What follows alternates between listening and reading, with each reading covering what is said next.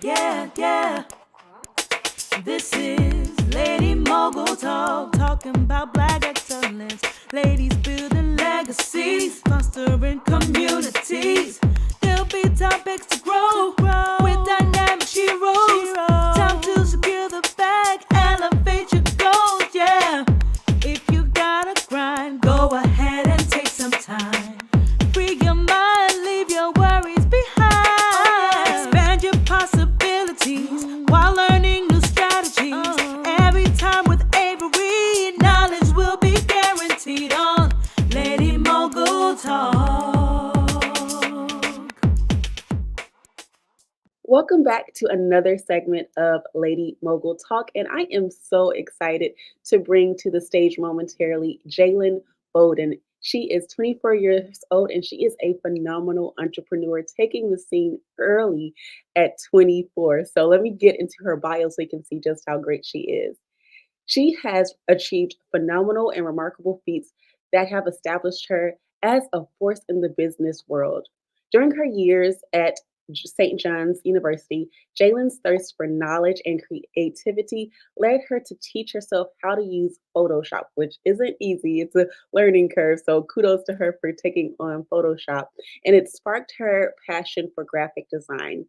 Her talent and determination were evident when, at the age of 19, she opened her own graphic design studio in Washington, D.C. In May 2021, Jaylin graduated from St. John's, having majored in business law. But despite having a degree, she forged her own path and dove straight into entrepreneurship, bypassing the traditional 9 to 5 route. Her ambition and self belief led to her to achieve 6 figures in her first year of business, which is amazing. And she really did set the standard for her future endeavors. Throughout her journey, Jaylin's expertise in graphic design and marketing attracted thousands of businesses seeking to kickstart their own marketing journey. And seeing this potential to inspire and educate others, she launched the Design Academy, which offers aspiring creatives the opportunity to learn Photoshop and start their graphic design business. Jaylin's journey as an amazing entrepreneur really exemplifies the power of passion, creativity, and dedication. And from her humble beginnings as a self-taught graphic designer to building a thriving business empire at the age of 24, she continues to inspire and uplift individuals seeking success in the world of entrepreneurship. With her unwavering drive and innovative spirit, the future holds even greater for promise for this exceptional young entrepreneur. So I am excited to welcome you. So amazing. I wish I had accomplished this at 24, but everyone's journey is their journey. Yeah, everyone's journey is different. Hello, everyone. Thank you, Lady Mogul Talk, for just having me on the platform. I'm super excited for today. Yes, me too. And my first question actually touches on what you said in your bio.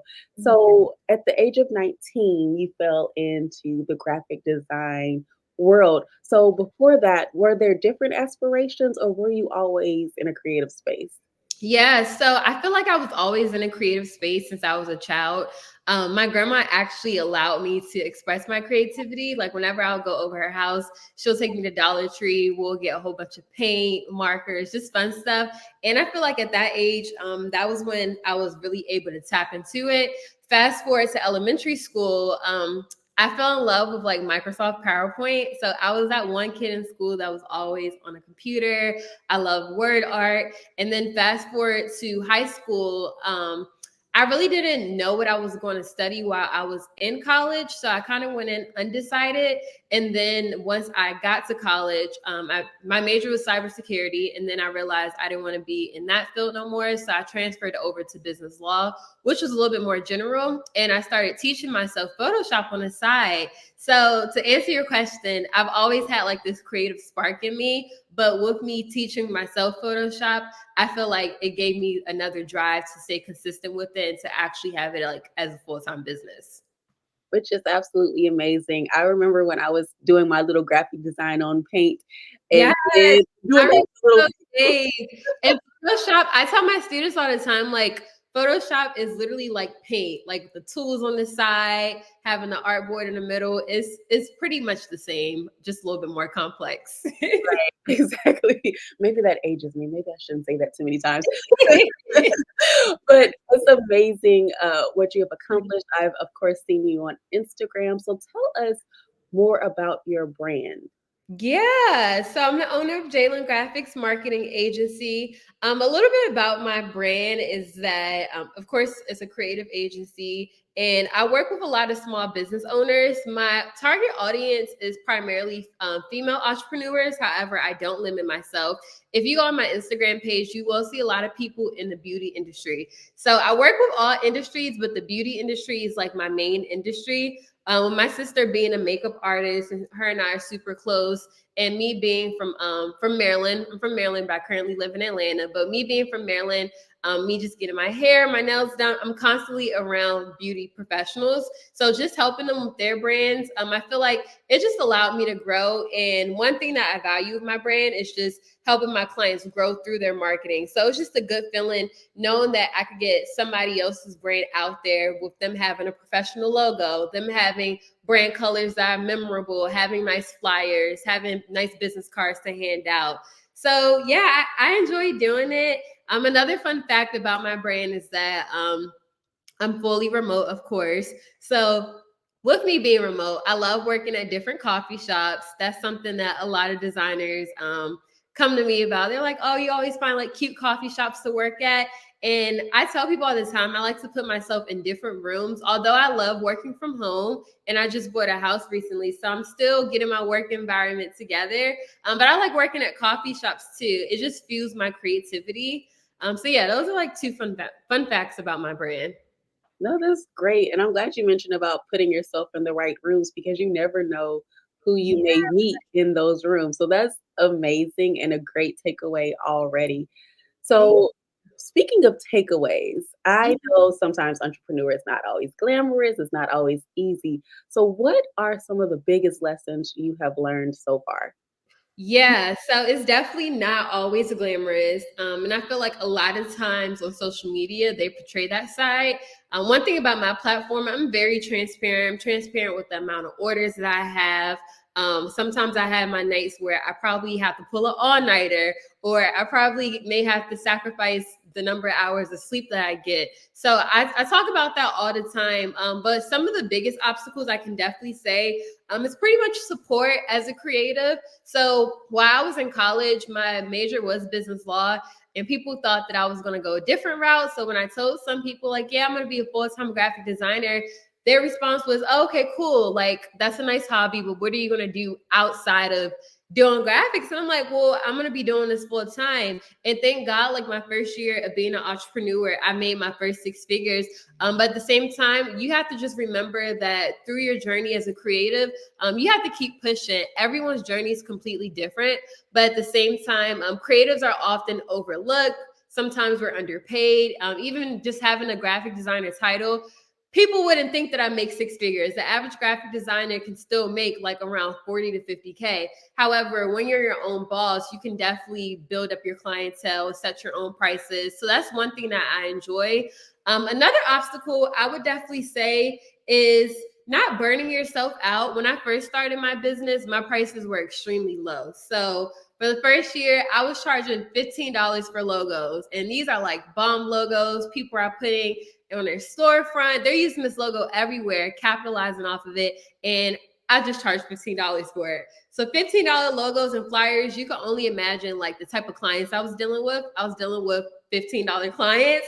And it was stressful, especially while being in school. I had to maintain a 3.8 GPA. I was on a scholarship. It was a lot. While taking 21 credits, like it was a lot. So I tell people all the time, you just want to make sure that you don't burn yourself out. You actually have a schedule and you know what type of clients you want to attract, and you just stay disciplined too. And that kind of leads me to my next point, just having boundaries in place. Like I realized a lot of boundaries that I had to put in place for my clients, for my family, and even for myself. And one for my clients, I realized I had to switch over my communication style. So when I first started, I was texting my clients and I'm like, okay, now y'all texting me. any type of any hour of the night, and then call me at any time. So it really wasn't no real boundary. But I realized over time, like, okay, now I have to transition to doing things via email, and even like calling them on my personal number. I had to get a business phone, and then I had to transfer over to Zoom. So boundaries like that definitely play a role. And I feel like a lot of entrepreneurs don't talk about those obstacles, but it's really important because if you don't have those type of boundaries, then that will unmotivate you. That'll basically cause burnout. And on top of that, you're going to lose your passion over time because you're trying to basically, you're trying to please everyone, but not focus on your business. So. Okay, well, that was so much to unpack because as you were speaking, I was like, yep, I can agree with that. Yep, I can agree. Yeah. Especially when you were, well, first of all, when you said the low prices, I can relate. So I have done website design since 2010. And after a while, I Mm, started hating it. And I was like, wait a minute, I still love it. I'm just not charging enough for right. it. And so that was one thing. And then the boundaries of not giving out your personal number, I can so relate. I remember the times people would, they expect a quick return, but you have to set Mhm. boundaries. You're not the nine Yes. to fiver in your business, you're the CEO. So you have to Mhm. have that level. Not saying you're not going to have great customer service, but there has to Right. be a degree of separation. So many things to unpack. I hope they rewind that because I'm not even touching on everything that you said. That was great. Yes, thank you. Yeah, and I tell people, like with having a business phone and doing things via email instead of having them text you, it creates that boundary, but it also limits the access as well because a lot of people think that they have access to me when I respond to them through DMs versus me emailing them. So imagine if you're texting somebody, they think that they have all this access to you. They feel comfortable. Oh, I could call Jaylin at any time and ask her about my order. Like, no, it is boundaries to it. So it's really important. And a lot of people they try to like compromise their lifestyle with their boundaries and then what their client has going on. So I tell people all the time, just stand firm with your policies. Don't bend your policies for anyone because once you bend it for someone, that next person can tell the other person. So it's a domino effect when you're your own boss. So all that plays a role. Definitely does. And so, continuing on this vein, how do you prioritize the demands of running a business with your personal life? Even I know that you said you have those date nights where you might have to pull an all nighter. So, I'm sure you make up for that in some way. So, how do you I accomplish that? do. Okay, so last year was when I actually started prioritizing my self care. It was hard because a lot of people know me as that graphic designer who always has a lot of orders. I'm always working for my brand, but I realized that I was working for my brand like nonstop. I really had to put time aside for myself. So something that I do now, I honestly have self care days. I wouldn't say every day, but like probably like 4 times a week. Like today, I got my nails done. I went to the mall. I went to Home Goods yesterday. So I would have basically hours of my day where I'll just focus on myself. Even with me buying a new home, that was a lot. I wanted to do things around my house, get my room together. I love interior design. So just decorating, like all that takes time. So I would definitely tell people just including it in your schedule. I'm really big on planning. I use Google Calendar. I also have a physical planner that I have as well. And with me having certain hours, like from 6 a.m. through 9 a.m., I'm going to focus on just me. From 10 a.m. to 12 p.m., I'm going to focus on revisions. From 1 p.m. through 4 p.m., I'm going to focus on new orders. And then from 6 to 8 consultations, and the rest of the night is for me. So I'm a detailed person when it comes to time breaking. And then I also set alarms in my phone and I label my alarms. So I know, okay, make sure you go eat, go walk outside, like go to a coffee shop. So all of that definitely plays a role. And I feel like that helps me maintain my self care. And then even on the weekends, I had to stop working on the weekends. I have my weekends where I may work, but for the most part, I tell people like business days only, Monday through Friday. I stopped working on holidays like 2 years ago. I would be at the table for Thanksgiving with my laptop. Like that's how bad it is because as a graphic designer, you have clients that are preparing for Black Friday. And at this time, all my clients are last minute. They will like text me the day before Black Friday saying, I need a flyer done. I'm just like, where's the preparation? So with me putting boundaries in place, I literally had to start having webinars. Like I had a webinar early this month, preparing my clients for Black Friday, preparing them for Christmas, just so we're not last minute. So I feel like preparing your clients in advance so you're not that graphic designer who's always doing rush orders, that helps you have self-care days so you're not burning yourself out and working all the time. That's great advice, especially with the time blocking, even if it's not as detailed as that. Maybe it's just 3 tasks a day. I feel Mhm. like when I do have that outlined on a schedule, I get so much more done. So it really is Just important to have doing it. yeah. Doing it is amazing. Yes, exactly. So I want to get into your recent event because it looked absolutely amazing. I was like, "Ooh, I wanted to be in the room." You hosted marketing and mimosas. So tell us about that.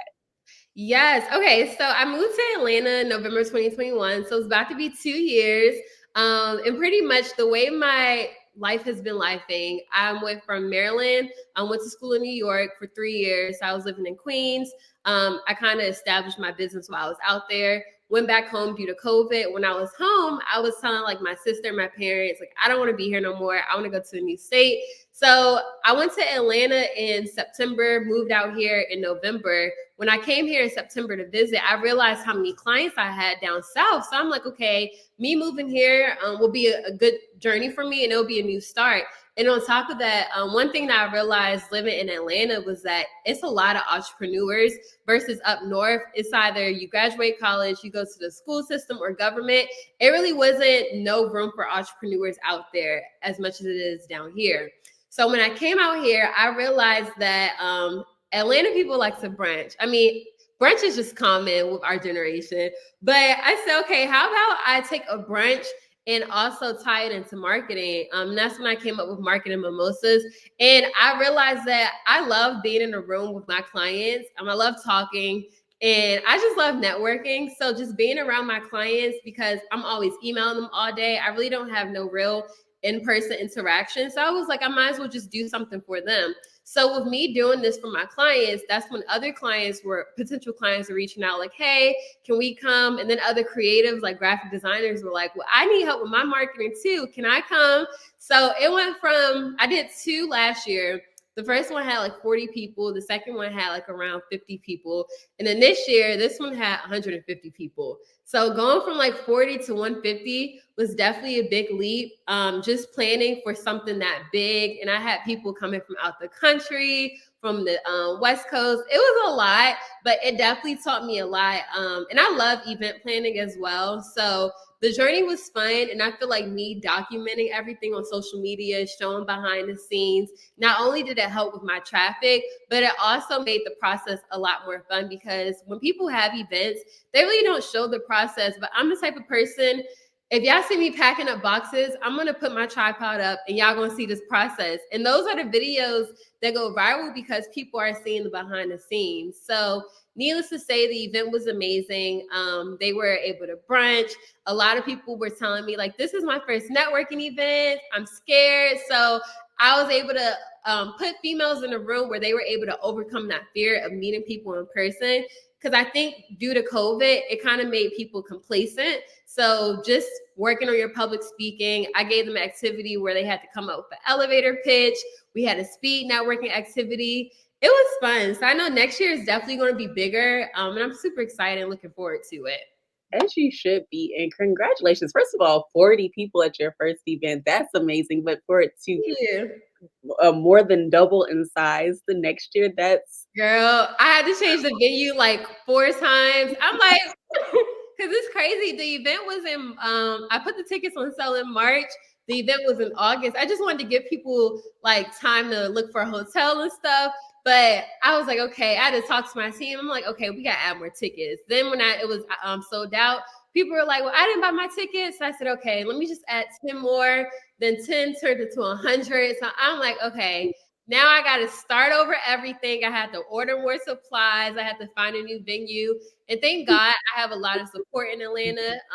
So the venue, The venue name is called The Bakery, Miss Skittles on Instagram. She actually owns that. So her and I, we have a good relationship. So she told me she'll sponsor the venue for me. So it worked out in my favor. And one thing about Atlanta, it's just a lot of connections. With me being 23 at the time, a lot of the female entrepreneurs who are bigger out here, they kind of like look at me like a little sister in a way. So I was just so happy and so grateful for that. But it came together for sure.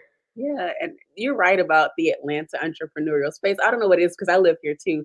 Yeah. We just love to connect you. As you said, we love to brunch, but we love to support one another. So that Yes. is wonderful that Thank you had you. the support and that, of course, that you had the turnout. That is simply amazing. Thank you. So I want to ask, what is next for you? You don't have to tell us all the tea. What's next for you, and how can our audience keep in contact with you? Yeah, so what I have coming up is my design academy. That's my Photoshop course where I teach people how to become their own graphic designers. So with that academy, it's a 3-week course, and pretty much over the 3 weeks, this is for beginners, people who are familiar with Photoshop, but a lot of them are beginners. But I just show you how to create your own flyers, the basics of Photoshop. And then for those who want to start their own business, I actually have a week 3 where I just focus on policies as a graphic designer, things to avoid, my own obstacles so they can learn from it. So that's coming up. Enrollment for that will be open October 30th. And then on top of that, I do have for the next year, I have my marketing mimosas coming back. So those are like the only 2 things I'm working on right now that I can definitely speak on. As far as staying connected, my website is my first name, last name, Jaylin Bolden. .co. My books are open. I do get booked kind of fast, so I kind of have to close them periodically.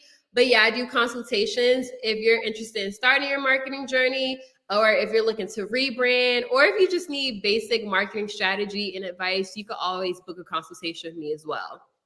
Definitely get on her books because the graphics are fire. Thank you. Especially if it's a good problem to have to be booked out, so you wanna make sure that you get in on. My clients keep me booked and busy. That's amazing. Are there any final words of advice you wanna share for our audience? Yeah, I would definitely say if you're creative out there and you're like holding yourself back, you're suffering from imposter syndrome, I would definitely say don't be afraid to take that leap of faith. It's definitely something that a lot of people have to think and ponder on. But as long as you create a business plan and as long as you reach out for advice, even if you book a call with me just for asking me questions, picking my brain, I definitely allow that. Don't be afraid to start. It's a lot of money in the creative industry. You just have to know how to move and also stay consistent with it. So yeah, that would be like my final advice for everyone. And that's great advice to close the segment on. Thank you so much, Jaylin, for Of joining course. us for Lady Mogul Talk. It was amazing. Thank you for having me. I appreciate it. Yes, of course. And if there's anything Black women moguls can do to support you, please let us know. I definitely will. Thank you. Thank you, everyone, for watching. This has been another segment of Lady Mogul Talk.